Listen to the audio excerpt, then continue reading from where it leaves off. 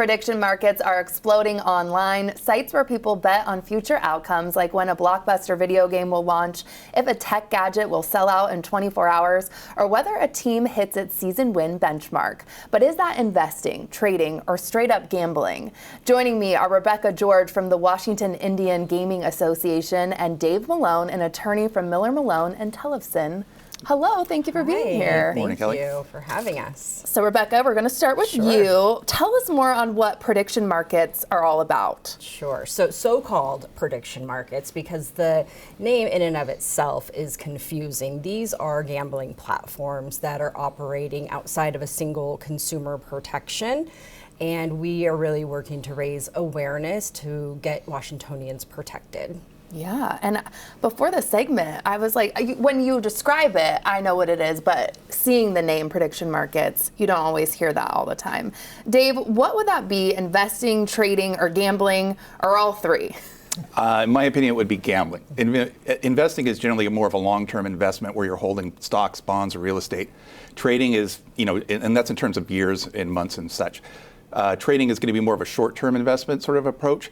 And then you get gambling, which is staking or risking something of value on an outcome beyond your control with the expectation that someone is going to win that contract or that bet.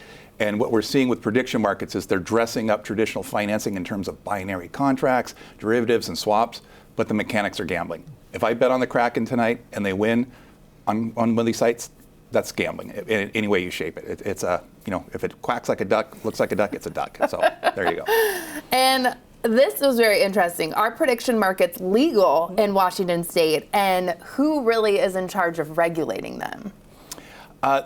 Prediction markets in the traditional sense of the old commodities exchanges are legal. But when we're talking about sports wagering, no. They are regulated in name by the Commodities Futures Trading Commission, but they delegate their authority to the sites to self-certify the events. And so there's really not a lot of oversight on it. It's the foxes guarding the hen houses. In Washington State, the Washington State Gambling Commission has said that it is not unauthorized activity. The Washington Attorney General's office has not actively filed suit, but they've signed on to other litigation in other states. And I believe last count there was 30. There's probably about 40 different cases now pending. Jeez. And Arizona just filed criminal charges against one of the leading prediction markets. Gosh. Rebecca, I want to stay on this topic because it's so interesting. Online sportsbooks, legal here, but very restricted. Yes. Walk us through the prediction bets, how we're getting around these restrictions a little more. Yes, so Congress set up two very distinctive regulatory systems. One was for hedging and for farmers to have a place to go to hedge their bets. And they've set up a separate regulatory system for gambling, and that is a states' rights issue, a tribal sovereignty issue. And right now we have companies that are blurring those lines. They're using one regulatory system to bypass another. Okay, and you touched on this. It's impacting tribal sovereignty. How? Absolutely, yes. Washington, we've taken a very prohibitive approach to gambling, where we have age verification, consumer protections. The money from gambling goes to benefit the people in Washington.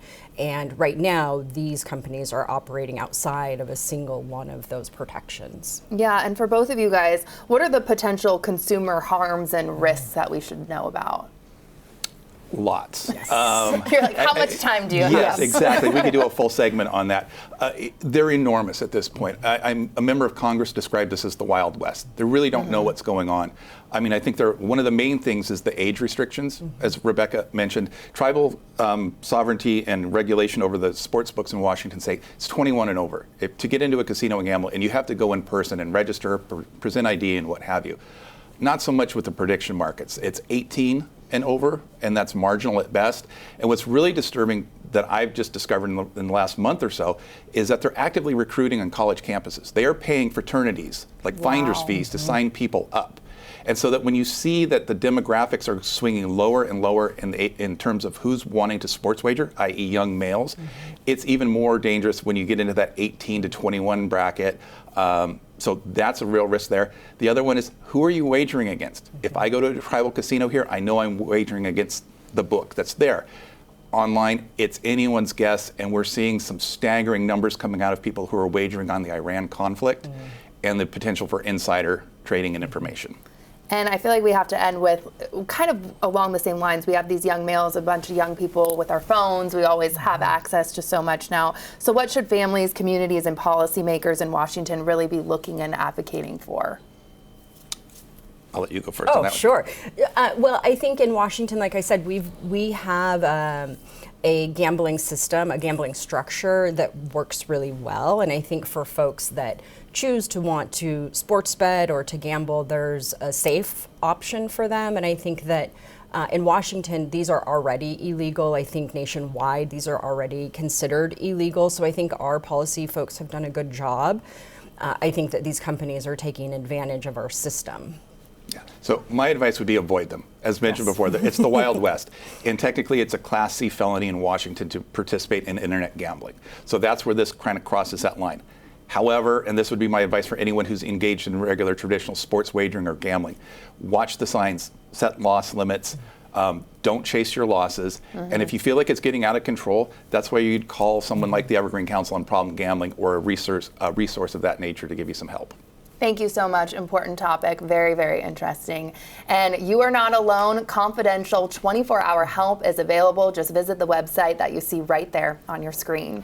New Day Northwest is sponsored by Evergreen Council on Problem Gambling.